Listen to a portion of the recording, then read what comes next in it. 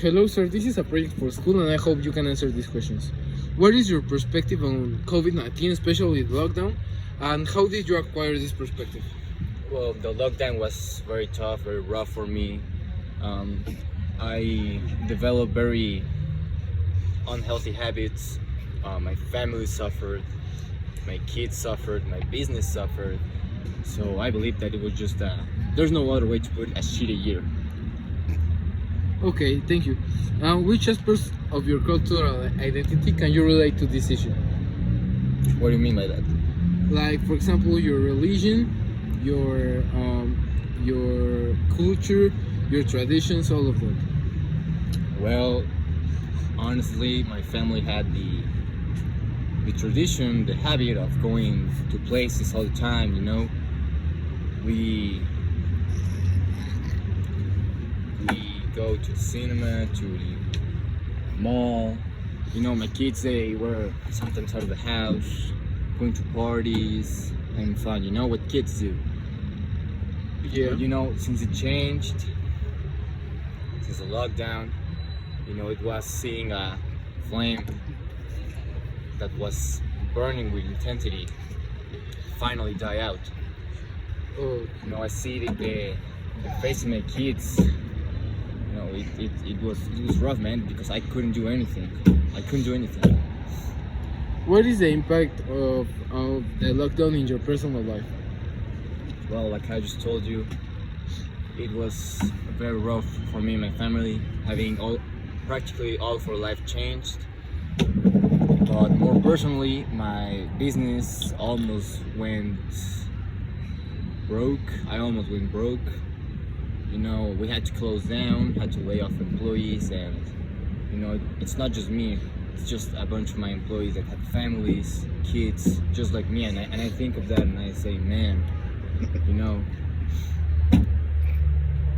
I couldn't help myself but to help them. I had to help them, but with the situation that I was in, I couldn't. So I feel bad for that every single motherfucking day. How do you think these groups acquire this perspective and beliefs? And how do your family, peers, and group of friends believe about this? Well, sorry. In the case of the lockdown, I think many gathered their perspective around what the news was saying, right? All the fear mongering that the news was trying to convey.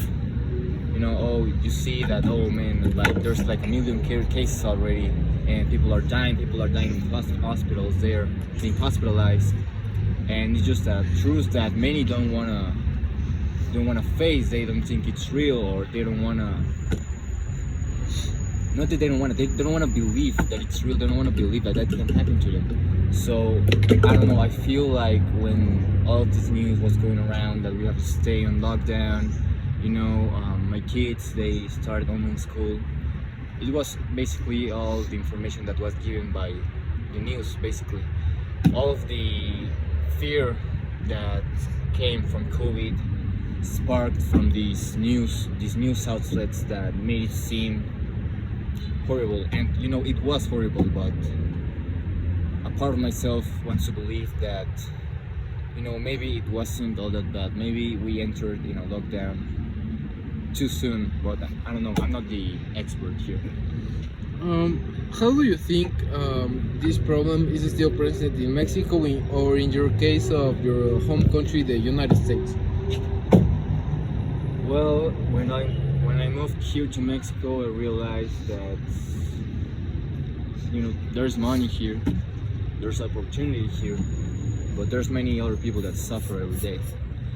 And I feel like if in the news I saw that Mexico was already a struggling country, I cannot imagine myself to picture right now in Mexico we're suffering even more because of the lockdown, because of they losing their jobs, because of losing their family members.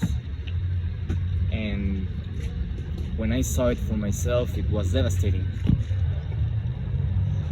Definitely. In my country, I mean, it's, well, right now I don't think it's still affecting much, but you know, it was a shock for everybody. Everybody took a hit with this, even the most rich people, although many profit.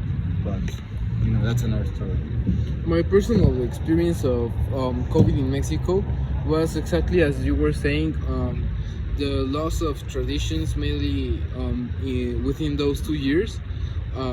We stayed at home, digitalized more, and yeah, we experienced a lot of losses, especially because the hospitals didn't have the acquired equipment in order to save the lives. So that was extremely bad for the situation in this country. Yeah, right.